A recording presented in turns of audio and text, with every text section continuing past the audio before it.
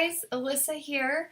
A couple of days ago, Carly asked what you guys wanted to talk about, and she obviously covered one of the topics, which was personal development.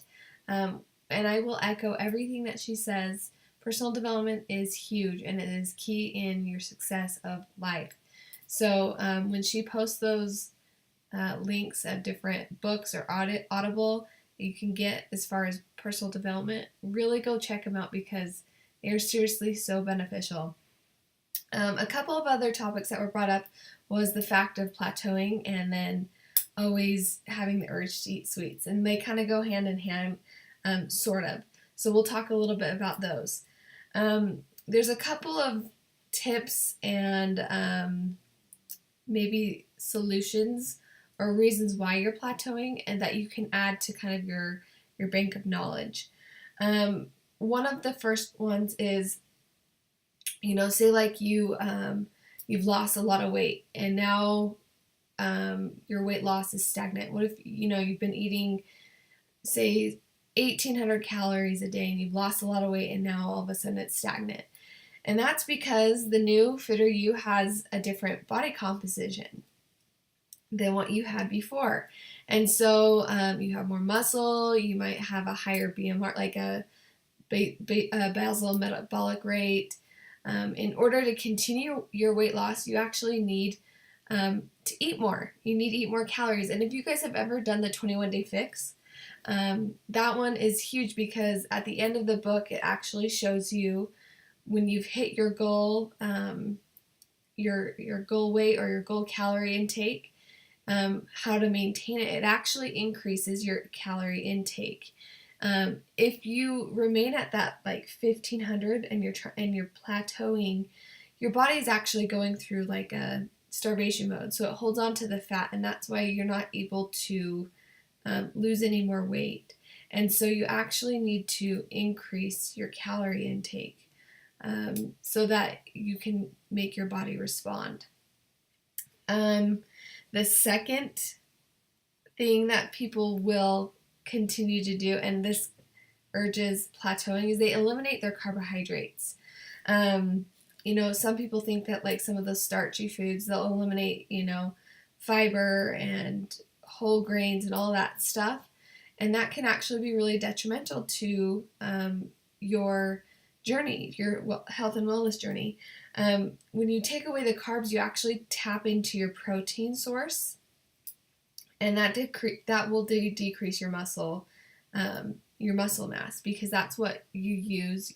Your muscles use the protein to build muscle, and so having muscle is really critical for upping your metabolism, and it burns more calories when you're in a sitting state. So having a muscle in your body is so beneficial. And so when you take away carbs, you're tapping into that protein source where your muscles are using it, and then your muscles are going to decrease, therefore decreasing your metabolism. Another reason why you could possibly plateau is you might be eating too many calories. You might be feeling really great, I'm working out really hard, and so in our mind, you're like, oh, I can have that cookie, or, oh, I can drink that sports drink. I just worked out. I can have some Gatorade, or you're just fueling your body with the wrong things. I've done it before. I know that, like, I'll get after a workout and later in the day, I'm like, oh, I can have a piece of cake. I worked out really hard today. Doesn't benefit your body, and that can cause your body to plateau. Another reason why you could possibly plateau is you're not working hard enough. Pushing your limit. Your body goes through these adaptive changes.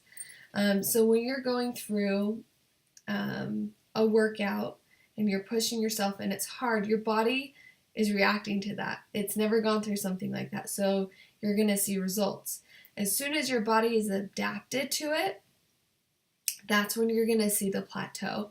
And so that's why it's important to either like increase your stimulus or add a recovery week, add a week of where you're going through just kind of a slower block, and then you go through it again and hit it hard and you shock your body, if that makes sense.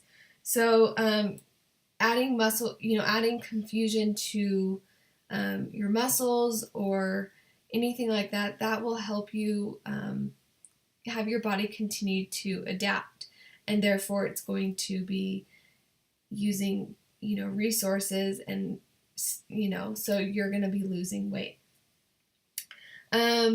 And this kind of goes hand in hand, plateauing and just some of those tips that you can use as far as what sort of things you can try or change, along with eating sweets. So for me, I am the same way. I love sweets. I got into a habit of needing something sugary after each meal. And what really helped me, first and foremost, was Shakeology. During that time, I wouldn't drink it in the morning just because in the morning I didn't have a sweet tooth.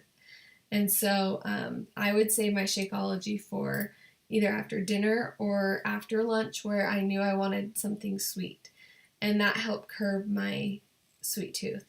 Another tip that you can use as far as avoiding sweets is to pick sugary fruits. I know this sounds silly, but for me, when I want something super sweet and I've already drank my Shakeology, I go into the kitchen and I grab either a really sweet apple or a pear. That way it's a natural sugar rather than the fructose corn syrup in most sweets, chocolate, fruit snacks, all that stuff. So if you're eating and fueling your body with natural sugar, it's a lot easier for your body to break down that sugar rather than the hard stuff.